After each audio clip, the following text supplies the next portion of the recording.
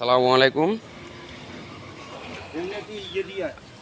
আজকের এই ভিডিওতে আসা হচ্ছে আমাদের হারাতুলি গ্রাম হিন্দুবাড়ি। আপনাদের দেখেন এই রাস্তায় জলবদ্ধতা, ড্রেন না থাকায় আমাদের এই অবস্থা। মানুষ চলাচলের জন্য অনেক অসুবিধা হচ্ছে এই দিক দিয়ে। আমি উদ্বোধন কর্মকর্তার কাছে যাবো যে আমাদের এই দিকের পানিটা যাওয়ার ব্যবস্থা করার জন্য। তো বিশেষ করে আমাদের এই ড্রেনটা আছে মোটামুটি, তারপরে মনে করেন যেটা আছে এটা ময়লা জ্যাম হয়ে রয়েছে, এই কারণে পানি আরও আটকে রয়েছে। আসসালামু আলাইকুম। আজকের এই ভিডিওতে আসা হচ্ছে আমাদের হারাতুলি মজুমদার বাড়ি পানি নিষ্কাশন ব্যবস্থা না থাকায় দেখেন আমাদের রাস্তাঘাটে অলরেডি পানি চলে আসছে। এখন আমরা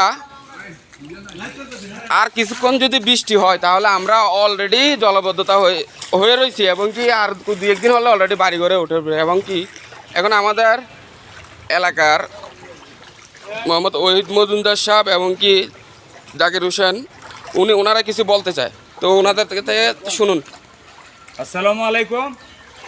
আমি ফরিদুদ্দিন মজুমদার।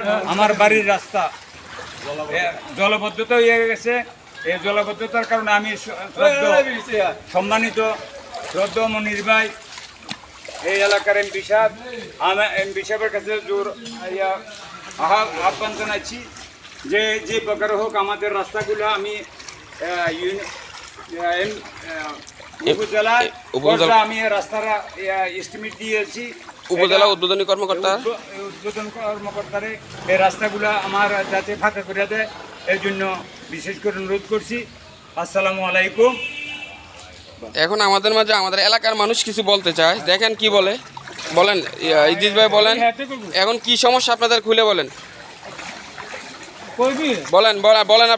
আপনাদের পানি কি সমস্যা। হাঁটতে পারি না, ঠিক আছে। তো আপনাদের কাছে এতটুকুই বলবো, আমাদের পানি নিষ্কাশনের ব্যবস্থা করার জন্য, না হলে আমরা অলরেডি বাড়িঘরে ঢুকার অবস্থা হয়ে রয়েছে। এবং কি আমাদের ড্রেন, বিশেষ করে আমাদের ড্রেন, আপনাদেরকে বারবার বলি, আমাদের ড্রেন না থাকায় আমাদের আজকে এই অবস্থা, বুঝছেন। এখন উদ্বোধনী কর্মকর্তা এবং কি এলাকার মেম্বার সাহেব এবং কি চেয়ারম্যান সাহেবের কাছে বিশেষ করে জানাচ্ছি যে আমাদের এই পানি নিষ্কাশন ব্যবস্থা করার জন্য, না হলে আমরা অলরেডি পানির তলে পড়ে যাব।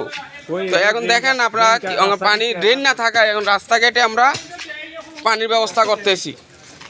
এটা হচ্ছে হারাতুলি চৌমুনি থেকে বিবেলতুলি যাওয়ার পথে রাস্তাটা আমরা কেটে পানির ব্যবস্থা করতেছি। এখন আমি উদ্বোধনী কর্মকর্তার কাছে এতটুকু বলবো যেন আমাদের এই জিনিসটা একটু দৃষ্টান্তমূলক আকর্ষণভাবে দেখার জন্য। আসসালামু আলাইকুম।